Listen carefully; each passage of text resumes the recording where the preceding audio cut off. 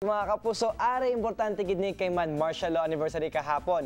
Isa ka pelikula nga mag-remind sa aton sa leksyon sa martial law kindagsa. Ari lang taon ta sa Larga Ta. I really need to ask you this. What made you make a 360-degree turn? Let's just say I had a reawakening. I saw the world from a different light. Hindi pula silangan. At lalong hindi pula ang daigdig. Ang politika na pakipagtanggalin kung tawagin natin ang may pakikibaka, ay kailangan lang magbigay daan sa politika ng pagkakaunawaan. Ibig mong sabihin, mali ang aktivismo ng kabataan natin. I didn't say that. But you just said that.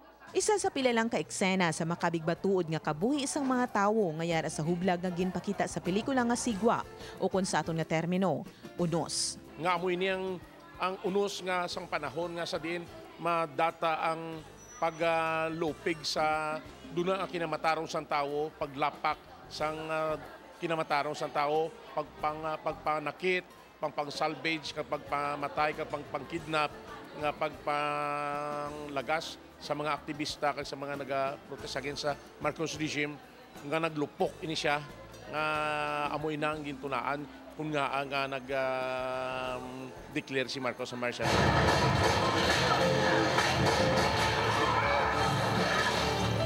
Himo ini sa direksyon sa multi-awarded director Joel Lamangan kag screenplay sang palangka awardee Bonifacio Ilagan.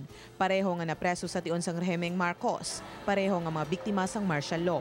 Liwat ginbalik sa huna-huna ang nagkalahanabo sang tuig 1970, mga pagpamigos, paglapak sang kinamatarong, mga isyu nga padayon nga ginasinggit hasta subong, gani sa pagkomemorar sang anibersaryo sang martial law. Gusto sang taga First Quarter Storm Movement nga mangin eye-opener ining pelikula. Ang natabo sa una, nagtabo man subong, like for example, mga forced disappearances, salvaging, nga may mga upod pagani kami nga sa subong, nga sa diri sa Iloilo, si Maria Luisa Pusa Dominado, kag si Nilo Arado, ginapangita pa namon kay biktima ini sila sang abduction. It was a recollection of imperial fascism nung time pa ng martial law. It really gives a good lesson kung how we would be able to see kung ano ang mga advantages kag disadvantages of during the time nga nangyayari yung mga ganong nangyayari as a revolution.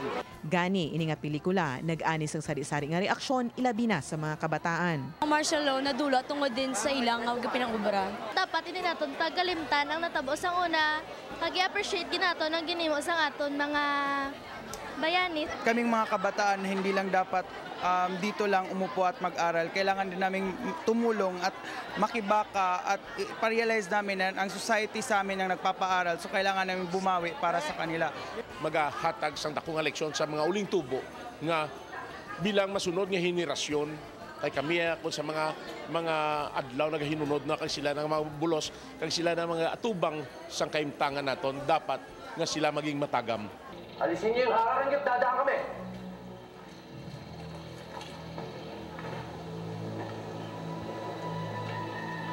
Ano?